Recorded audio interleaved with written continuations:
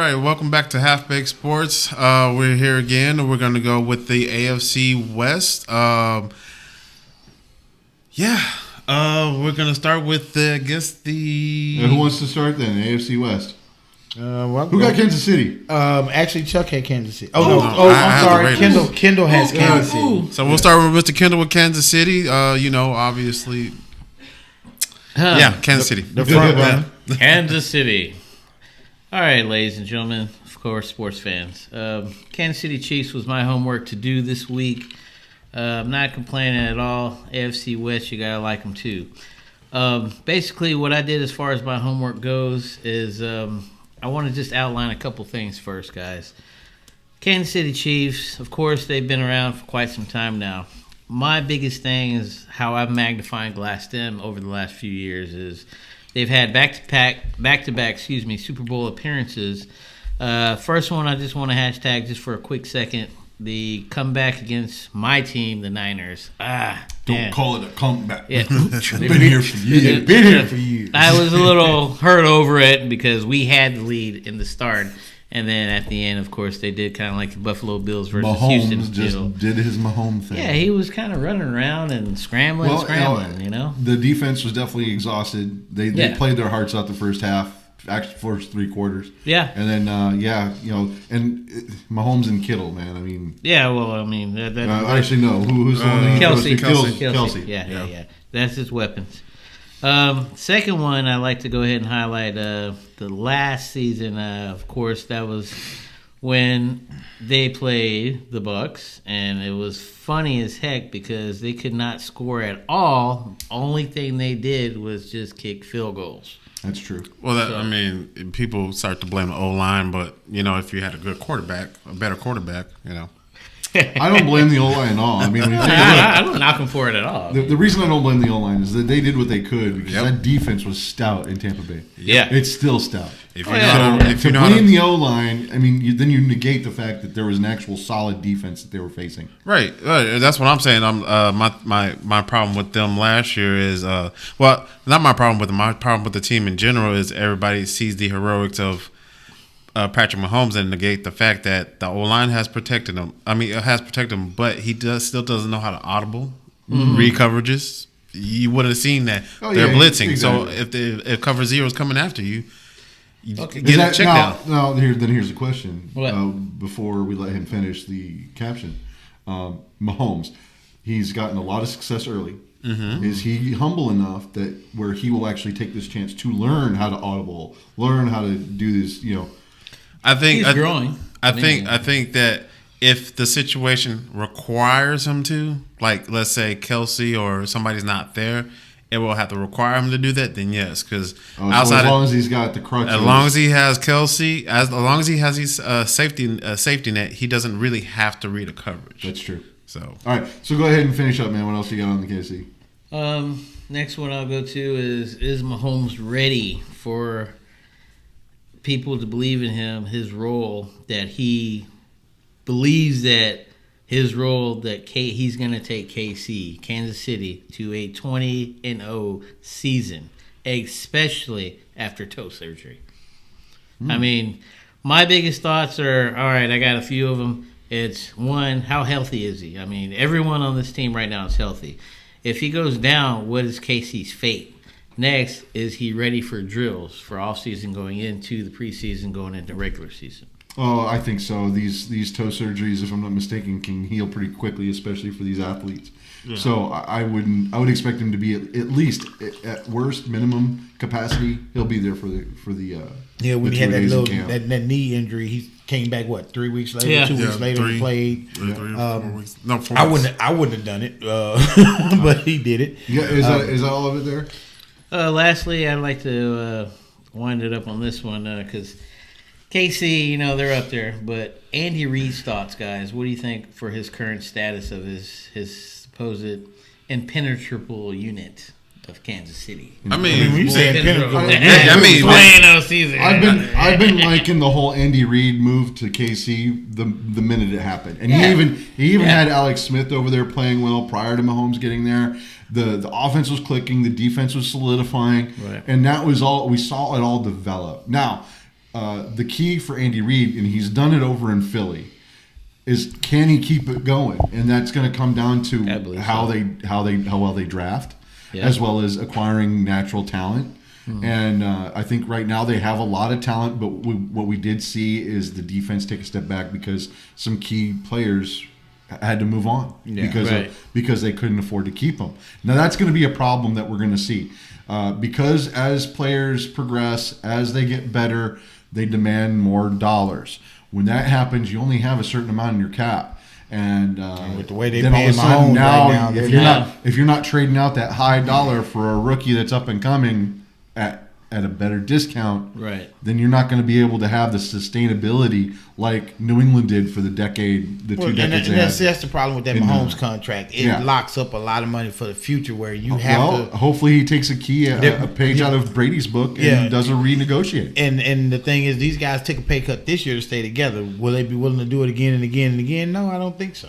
As long as they're making deep runs in the playoffs, I say there's a chance. I can't. Kansas City, if Kansas City will have to, and I mean absolutely have to, keep Travis Kelce and Tyreek Hill there. Period. That's it. His only weapon. That's it. Because think about it. If he lost Tyreek Hill, then all it means is going to have triple coverage on Kelce. Let's not forget they did have a good running game by committee. I can't think of a marquee running back right now, but their running game was successful. One of was Le'Veon Bell. The rookie is Edwards Edwards something. He has 2 last names. So he was pretty good before they got Bell. I didn't understand the need to get Bell. They were just adding. Was that one of those last minute additions? Bell was almost mid-season addition. That jet trade. But it was needed. The kid was actually he was doing very well, and then they just added him. I think that was just another punch factor. It does give them a little bit more oomph and breathing room, if you will. But they needed the main thing with Kansas City, they need on defense. The problem is they can be had. And I agree. The reason why they have to score high is because Tampa Bay, a team like Tampa Bay or the Ravens, they score high. Okay, cool. Mahomes has to keep scoring. Yeah. His defense is not going to stop anybody. Shootout is not an option with every freaking team. Yeah. And then when they lose their so-called key players, I mean, you wouldn't stop nobody anyway. So as far as I'm concerned, you wasn't a key player. All right. Anything last on Kansas City there? Any final thoughts? Actually, ladies and gentlemen, that wraps it up for Kansas City. We still got 3 more teams here in the division. Josh, I believe you're on LAC. I got the Chargers. Your old team, right? I mean, I was a Charger fan for a few years, especially when I was stationed and living in San Diego. I followed them even as far back as when Drew Brees was there. Sad to see him go. I read the articles. I saw the injury. I understood. Didn't like it, but I understood. So, moving on to the LA Chargers and the current status that they're in, because as we all know, head coach Anthony Lynn was let go. So they hired a new guy, Brandon Staley. And I had to look it up because I didn't know who he was. Basically, a linebacker coach, Denver in 2019. Prior to that, Chicago 17 and 18. Defensive coordinator for Rams in 2020. So I have to give him his props. He's definitely a defensive-minded coach. Definitely has a decent pedigree because if you take a look at what he did over at those teams in the last few years, he had them playing at a high level.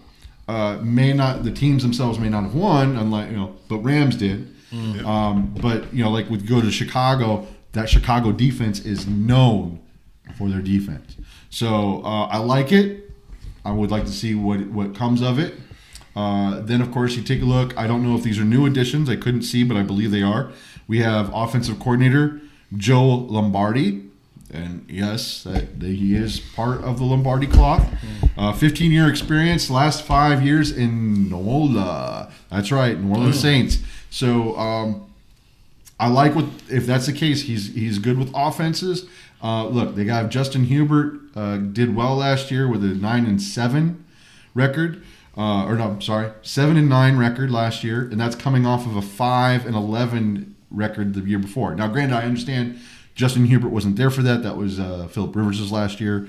But that was also against some very tough opponents in 2019. 2019, they faced off with the AFC South and the NFC North. And even though the AFC South is arguably you could probably argue weak, but at that point in time, Titans were up and coming, Texans were formidable, as well as Indianapolis. So, but then you have NFC North, Green Bay, right? Detroit, which even though they almost won that, it was a loss.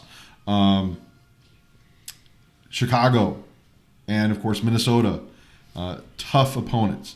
So I'm looking forward to seeing what they do here. Unfortunately, given the 7-9 against what you could arguably say is a little bit of a weaker division, comparatively.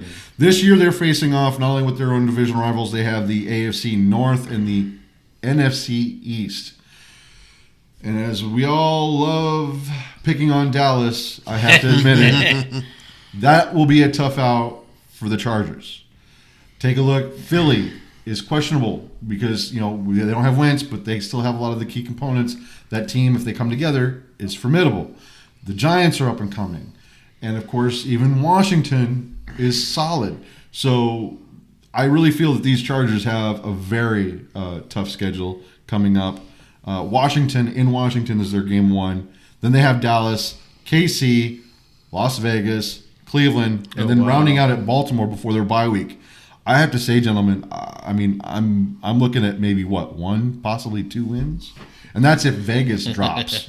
They only got New England after the bye. I gotta give New Chargers England a little bit more credit than 1 or 2 wins. Well, New England, no, because if you take a look at what Belichick has done over in New England, he's definitely acquiring a lot of talent. Yep. And he is definitely by far one of the best coaches to get 2 tight ends, to get talent to play. So are you saying that you predict the Chargers to have 1 or 2 wins at the end of the season? No, that's just up to the bye week. Okay. That's 6 games.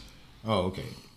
I mean, if you take a look, it's not very good. So after the bye week, you have New England at Philly, Minnesota, Pittsburgh, which it's not in Pittsburgh, so they have a shot because that's later in the season. Ben will be tired.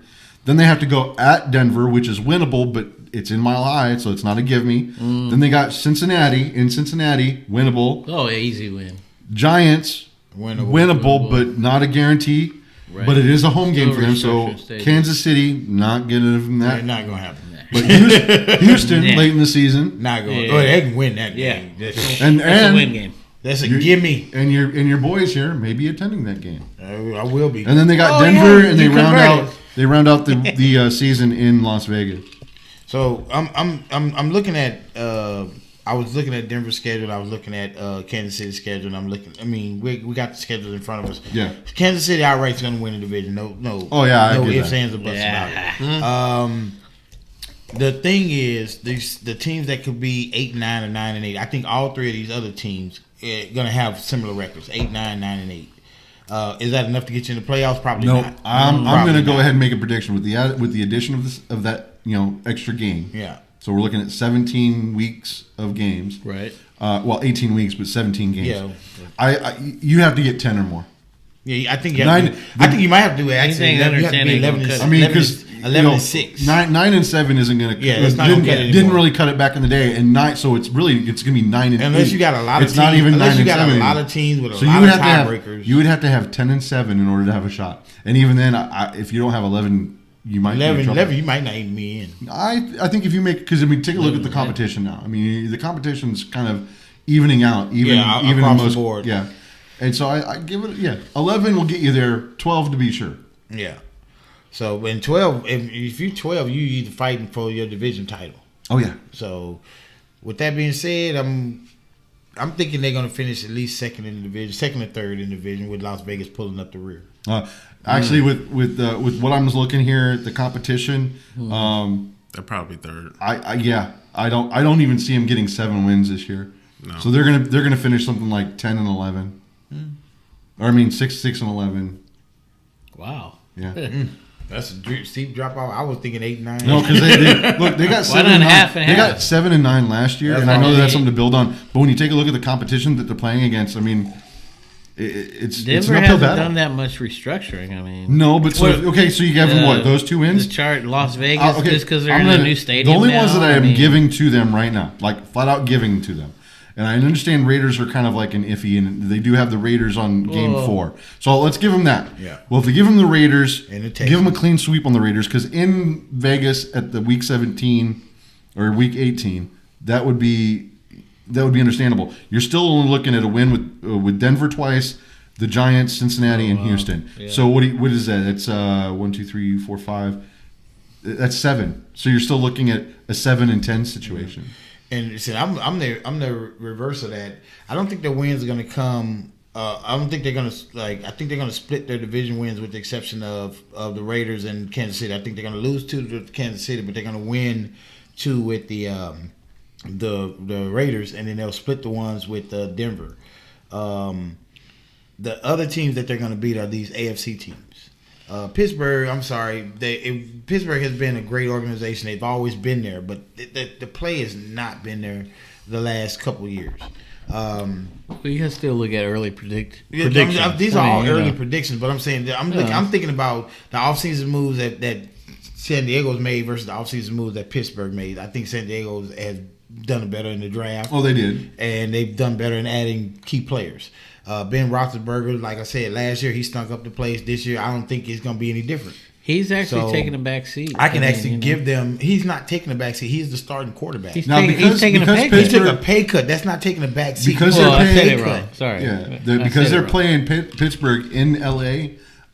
You got to give L.A. a chance on that's that. what I said. That's what I'm saying. That to me, that's one of those games that if the last year Pittsburgh Steelers show up, then that's that'd be about the right time. Week 10 and 11. And we talked about this early on about like Kansas City, everybody staying healthy. San Diego, Denver, any team in the NFL, but this division we're talking about, it's the team that stays healthy. And San Diego is known for not having a bunch of injuries when it comes to midpoint season.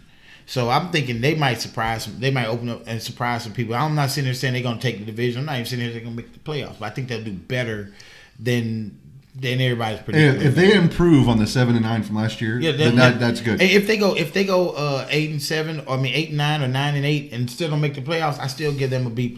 Oh yeah, I agree. I'll stand by that. You got a quarterback that played. He played outstanding last year with minimum help, and he's young. Well, I wouldn't say minimum help. When I say minimum, the running back situation was not the greatest. Reason I say I don't take minimum. I don't take that because if you take a look at the supporting cast with the receivers, right? He had Hunter Henry, right, and then not only that, but he had Eckler.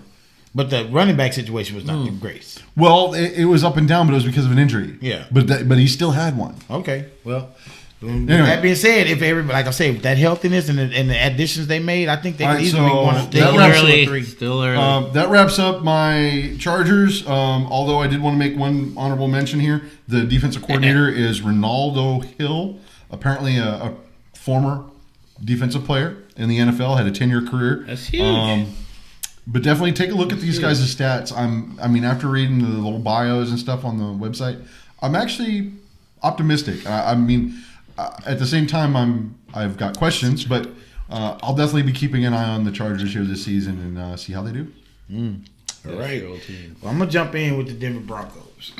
And I'm gonna go back to something that Josh said. Kind of what Josh was talking about. I was a John Elway fan back in the day in the Love You Blue era. OJ. He was one of my favorite quarterbacks. I watched what he did playing as a younger quarterback. And now you got Drew Locke and Teddy Bridgewater out there, and you want them to be the same, but you know they're not. But you really you root for these guys. Bridgewater, especially coming back from that horrendous injury.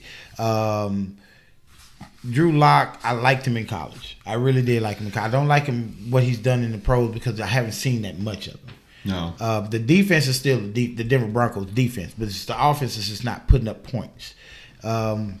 What they did in the draft is they focused mostly on defensive players. Patrick Surtain Jr.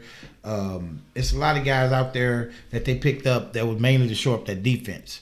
The best thing that they can do right now is try to find a quarterback because I'm not sitting there saying knocking Bridgewater. He hadn't really had a shot since his injury. He played well when Drew Brees went down for the Saints. Kept him 6-0 or 6-1 I remember that era. Yeah, or whatever. Kept him in the playoff hunt. Drew Brees came back. Whatever. Drew Locke. I'm thinking Bridgewater's going to take his spot during preseason. They're looking if they're interested in Aaron Watson or Deshaun Watson. You better get him cheap right now Deshaun Watson or Aaron Rodgers. You better get them cheap. You better get Watson cheap right now. Wow. Hey, John, I'm going to go on record right now. If they did that man. trade and got Deshaun over in Green Bay and brought be something. Aaron Rodgers here, Yeah. I will go buy the Aaron Rodgers Texans jersey the minute it happens. Bring Aaron Rodgers here. I guarantee you, we'll make a Josh deep will be run. a season ticket holder. Oh, yeah. Aaron. But when it comes to You convert again, John? The what? You convert back to Texans? Hell no. But he might become a Green Bay fan. Yeah, I might do that. What I'm saying about the quarterback situation, it's not shored up, and that's where the biggest weakness is. Now, the defense can hold for only so long. You still got to put points up, so you got to get these. If you wind up with just Bridgewater and Locke, they got to be ready to come out there and play, and they got to not be scared about making mistakes and swing for the fences sometimes, because they do have some players out there that can make some moves. They just need to. They got to get that. The defense can only, like I say, you shored up a lot of defense. You added up some defense, but your offense is still stagnant. So with that being said, I'm looking at them like I'm gonna put them with San Diego. Y'all gonna be fighting for 2 and 3. I don't know if you're gonna be a 7-10 or 8-9, but you're gonna be in the middle. They finished 5-11 last year. Yeah, I think like we say, I'm gonna go with it again. If you get more than 2 or 3 wins than you did last year, you're obviously making the right move. Oh, especially with the competition this year. With the competition, you got the same game. All these teams have the same game. The AFC North and unfortunately the NFC East is not a slouch. They're not a slouch. We like to clown on them, but not anymore. The Jets defense was always good. It was the offense that was not getting. And then the Jets defense. All these teams play the Jets. The Jets have shored up their defense. They picked up a quarterback, but like I say, then again, that's the same as what you had last year, an unproven quarterback. Yeah. He might be better, who knows? Don't know. But when it comes to Denver, you still got the same quarterback. You added Bridgewater, and you added a lot of offseason moves with the trades and free agency. Your draft grade was an A. So what I'm looking at for you guys is how can this coach get these guys on the same page? Which one make your starting quarterback known early. Don't bring them into the first game saying I still don't know who my starting quarterback is. That confuses your team. That should already be filled out right then and there.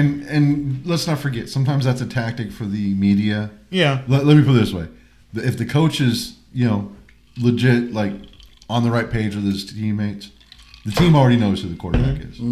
But he's going to do what he needs to do to keep face from the media, because the last thing they need is the distraction and media hype. Yeah, that's why they do that. Well, as far as getting them ready, you got some young players out there. You got some hungry players out there. We talked about this before about these players being hungry and ready to go. Right. Denver, you got the makings to build on. Now, can you capitalize on that? It's going to take a couple years, but I think they got something, but they're not going to finish more than third in their division. I'm putting San Diego above them, to be honest with you. Well, and then that means Denver's in jeopardy of only winning over maybe Vegas? they might be either 8-9 or 7-10. I don't put in that much faith in Las Vegas. I'm sorry. Wow. I know. Hold on. In the Super Bowl in that stadium? It's in Las Vegas, if I'm not mistaken. This year. And Raiders finished 8-8 last year. Yes, they did. Yeah. I still They're don't put no faith in the them bar, this actually. year. I don't Raiders put no was faith in second them place this year. last year and the year before. I don't put no faith in them this year. Okay. Yeah. It's I like John Gruden. Don't get me wrong, but He likes too much turmoil. I ain't got time for that. Go ahead, Chuck. It's all you. Alrighty, so I have the luxury of introducing and analyzing the Las Vegas Raiders. I personally believe that they will probably be, again, second place, if not first, depending on Kansas City's defensive woes. Because they haven't really Kansas City really didn't just improve their defense like I thought they would. Filling on their linebacker core, another safety help for Tyrann Mathieu. Some new corners. Some new corners. Golly. So that means they have to do a high-powered offense, which they have been doing for the past 2 years. So they have to score 35 up every game. Because their division beefed up their division beefed up their defense. The Chargers beefed up their defense.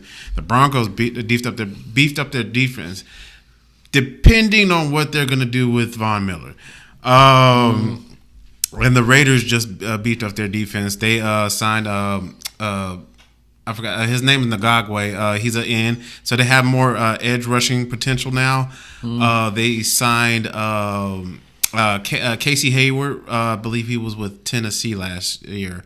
He's a decent corner, so they're improving their edge rushing and safety and their secondary capabilities. They added on their offensive line. They had a top 5 offensive line last year. That's why the Josh Jacobs and Derek Carr had good performances last year because of Tom Cable, who is their offensive line coach. He's an offensive line coach guru. He was in Seattle and Atlanta. That's how they got their offensive lines now. And with John Gruden actually educating Derek Carr's actually improved a lot in these past 2 years under Gruden. So he's kind of reading coverages more. I mean, he still has room to grow.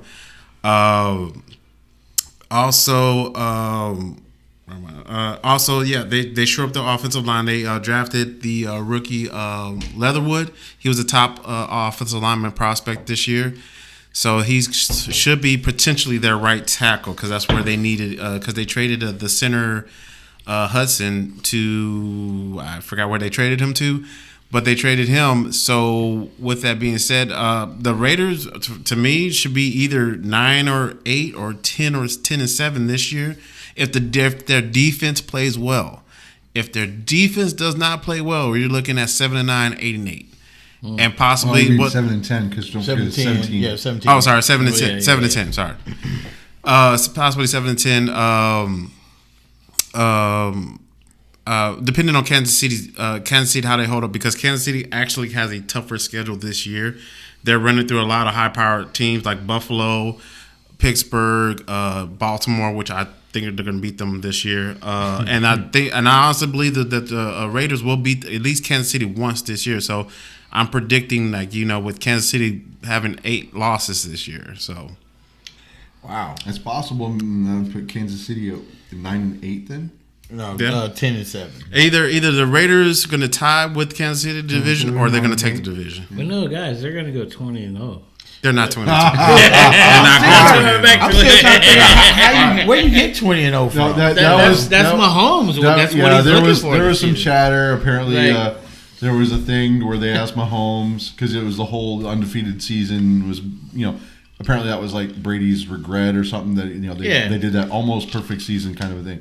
So now because it was the one thing Brady couldn't do, that's the one thing that Mahomes wants to do, and Patrick Mahomes, you're not Tom Brady. This is my homework. In a perfect storm situation, I would say, is it possible? No.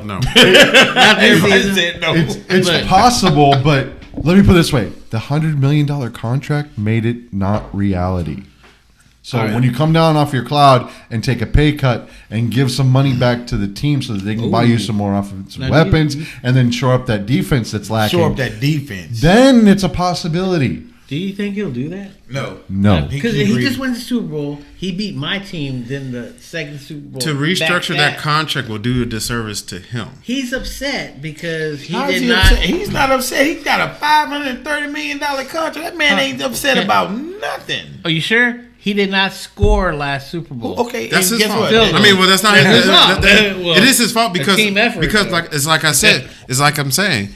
If you watch that game, even though his line was beat up, they held out long enough for him to do all those little heroics he did. So they weren't that bad. Nope. So what it is you need to learn how to read coverages. If they're blitzing 5, you should be able to pick that up. You say, hey, they're blitzing 5. And let's not forget that Tampa was doing a lot of man coverage. There exactly. was no open. So Kelsey was covered. Hill was covered. Yep. Robinson was covered.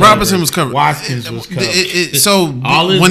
When that happens, hey, you might want to just check it down to the running back. He had to, just saying. And then the flip side, Kansas City didn't cover anybody. No, because the defense is suspect. Once again, going back to because of the players, they earned their money. Yeah, but Kansas City couldn't pay them. Yep. Yeah. So then your key defenders are gone. The 2 or 3 that you had. The only reason I brought that up, guys, is just for the simple fact that he's actually upset, and y'all know it too. Well, Because I'm- he's you know, like, the- "Oh, you know, no, I mean, I'm on a comeback." And of course, I don't blame him. Okay, if look, he's on a comeback. he's a kid. I mean, relatively. Well, I mean, yeah. name another QB that won the Super Bowl at his age. I mean, the only one I I don't can even think know of, of one. Ben Roethlisberger won his second Oh, year. yeah. With Big Ben. Man. All right, With, but then the it bus. took him 10 almost more a years decade to get back. Yeah. Okay, so now Mahomes went back to back in his second and third year in the You're league. 1 and 2. Be happy that you made it back again. So So, you- guess what? The third one is the charm, right? Right. Well, Yeah, that's supposed to be. and they're in the right division. If they play well this year, then they've earned the right to compete again Yeah. because these are the type of people that they may be facing in the Super Bowl. Kansas City's not. I look. Oh, I agree. Honestly, I agree, They're but- not. I'm not gonna sit there and say they're not gonna make it back to the Super Bowl. They're not winning one anytime Not soon. this season. They would have to find a way to win as a team, and I just don't see that out of them. Yeah. It's just because I'm looking at Baltimore. Baltimore did a lot yeah. this offseason. Yep. Oh, Like they yeah. got what's his face? They shored up the offensive line for Lamar Jackson. They got him Yep. Sammy Watkins from Kansas City. Then they also I forgot what they also did. They did a lot this offseason to make sure that Lamar Jackson is who we think they. I guess that'll be is who covered they- in one of our following segments. But I want to say this also, and this is a touch on all these divisions, but at mainly at Kansas City. This division or all of them? Well, all of, I mean, I'm talking about the NFL. Oh. When it comes down to Eric Bieniemy not getting a head coaching job this year after what he's done in Kansas City alone, I true. think a lot of you teams. This is not even a race thing. This is just like y'all don't know what you're looking at. You've seen this offense. This is his offense. You've seen this offense. This is not Andy Reid's offense. This is Eric Bieniemy's offense. It's Andy Reid's defense. This kid, I ain't gonna call him a kid. He's younger than me, but I'm saying he deserved a shot, and nobody gave it to him. A couple of teams interviewed him, but they say because he didn't interview well. Look what his players are doing on the field, and this is one of the problems that I have with Kansas City is your offense is Eric Bieniemy's offense is basically putting up points, but the defense is not. And this is what Chuck says, well, I don't see them winning the Super Bowl until you do the things that they didn't do, which was shore up the defense. Yep. They're not. They can put up all the points they want, but if you're giving up more now, you're gonna. It's like Dallas. You're putting up all these points, but you're giving up more than you're putting up. And I think that's what he's saying about Kansas City. I mean, And I agree. with the Eric Bieniemy thing. Bieniemy thing. I'm playing devil's advocate a little bit here. Of course. wow. He's all. What does that not do? You have to look at most of Kansas City's plays, though. Those touchdowns were a success after the play broke down. Because the play took too long to develop, then now he's running out the pocket. Now he's doing the scrambling. Yeah. Now he's doing this miraculous throw. It's not because the play went just as it was supposed to, and then boom, it was a touchdown. Now, no, don't get me wrong. I would go by 50-50 on that. No, what I'm saying is this. His play calling is good. I'm just saying that he's good enough. I mean, he's good for that position. Now, head coach is offense and defense. If you're looking at the defense of that, how is he going to show up with anybody else's defense? I'm giving you an example of a head coach coaching offense and defense. His name was Bill O'Brien. He had an offensive coordinator. He had a defensive coordinator. He didn't listen to neither. He did? But he wasn't really a good offensive coordinator. He didn't listen to neither. Bill one of O'Brien them. had an offensive coordinator? Yeah, did What? He had wow. he had one of the good ones too, and he didn't listen to him. He didn't listen to him. Who His knew? defensive coordinator, his defensive coordinator, he didn't listen to. And so when I'm saying if you a good head coach, you listen to your supporting cast. Hey, what You we can got? tell, 'cause You're he- watching this, so you tell me what's going on.